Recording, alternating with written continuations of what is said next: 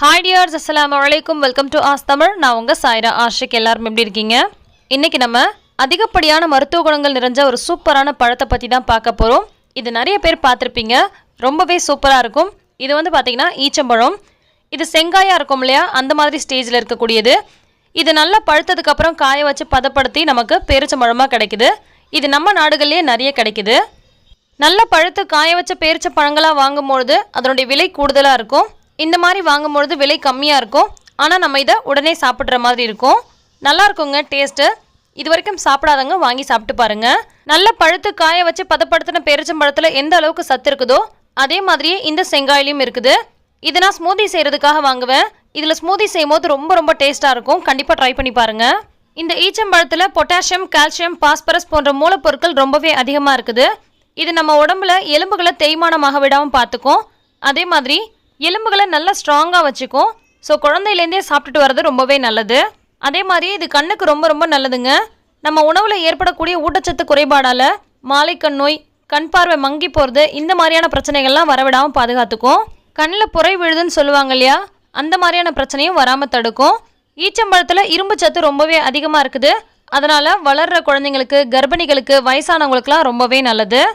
நரம்பு தளர்ச்சியால் பாதிக்கப்பட்டவங்களுக்கு பேரிச்சம்பழம் ரொம்ப நல்லது. அதே மாதிரியே மலட்டுத்தன்மை இருக்கிறவங்க இதை சாப்பிட்டுட்டு வரதுனால குழந்தை பாக்கியம் பெறதுக்கான வாய்ப்பு நிறையவே இருக்குது அப்படின்னு சொல்லப்படுது.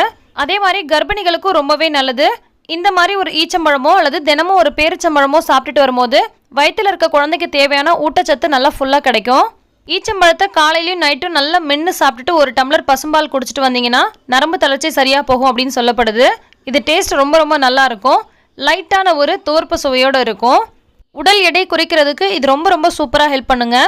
காலையில் வெறும் வயிற்றுல பாலில் இந்த பேரிச்சம்பழம் 2 போட்டுட்டு கூடவே மஞ்சள் தூள் அதையும் ஒரு சிட்டிகை சேர்த்துட்டு இதை நல்லா ஜூஸ் மாதிரி அடித்து டெய்லியும் குடிச்சிட்டு வரதுனால 15லேருந்து 20 நாட்களுக்குள்ளே உங்களுக்கு வெயிட் லாஸ் பண்ணுறது நல்லாவே தெரியும். இது பல நாடுகளில் ட்ரை பண்ணுறாங்க. டேட்ஸ் டயட் அப்படின்னு கூட சொல்கிறாங்க. ஸோ இந்த மாதிரி ஃப்ரெஷ்ஷான ஈச்சம்பழம் கிடச்சதுன்னா அதையும் நீங்கள் பயன்படுத்திக்கலாம். அல்லது நீங்கள் நல்ல பழுத்து காய வச்ச பேரிச்சம்பழம் இருக்கு இல்லையா, அதையும் நீங்கள் இதுக்கு பயன்படுத்திக்கலாம். இந்த ஈச்சம்பழத்தை வச்சு செய்யக்கூடிய ஜூஸ் ரொம்ப நல்லாயிருக்கும். ஸ்மூதி ரொம்ப டேஸ்ட்டாக இருக்கும். அதே மாதிரியே புட்டிங் செய்யலாம். இன்னொன்று பார்த்தீங்கன்னா ஊறுகாய் செய்யலாங்க. ரொம்ப சூப்பராக இருக்கும். அதெல்லாம் நான் உங்களுக்கு வரக்கூடிய நாட்களில் தனித்தனி வீடியோவாக அப்லோட் பண்ணுறேன்.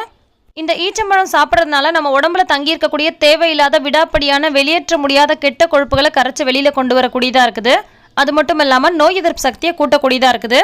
கண்டிப்பாக இந்த பழம் கிடச்சிதுன்னா வாங்கி சாப்பிடுங்க. இந்த வீடியோ உங்களுக்கு பிடிச்சிருக்கும்னு நினைக்கிறேன். பிடிச்சிருந்தா லைக் பண்ணி நிறைய பேருக்கு ஷேர் பண்ணுங்கள். எல்லா புகழும் இறைவனுக்கே. நன்றி.